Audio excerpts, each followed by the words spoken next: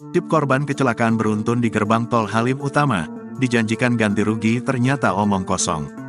Nasib mobil korban kecelakaan di gerbang tol Halim Utama, Jakarta Timur, terancam gigit jari.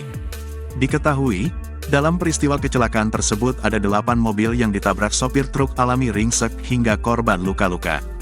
Kini nasib korban terancam gigit jari usai mobilnya ditabrak oleh sopir biang kerok kecelakaan di gerbang tol Halim Utama. Padahal sebelumnya, Muhammad Isnen alias Mi 18 tahun, berjanji akan beli semua mobil yang ia tabrak, namun ternyata sopir biang kerok kecelakaan itu nyatanya hanya omong kosong belaka.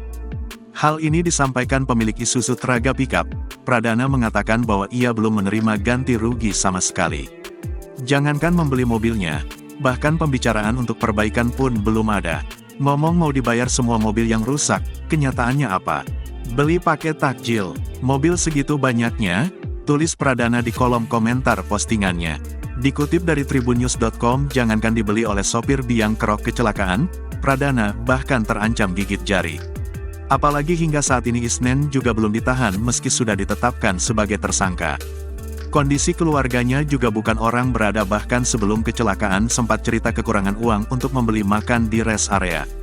Direktur Lalu Lintas Polda Metro Jaya Kombes Latif Usman mengatakan polisi telah melakukan pemanggilan terhadap keluarga Isnen.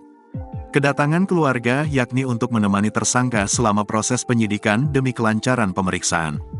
Pelaku menolak kehadiran sang kakak. Isnen mengaku tidak ingin didampingi oleh kakaknya. Perilaku anak ini agak temperamental. Didampingi kakaknya tidak mau. Kami hubungi pihak keluarga, hanya kakaknya yang datang. Anak ini tidak diterima, jelas Latif. Karena Mi menolak kehadiran kakaknya, polisi bakal meminta bantuan Komisi Perlindungan Anak Indonesia, KPAI, untuk pendampingan. Download Tribun X sekarang, menghadirkan lokal menjadi Indonesia.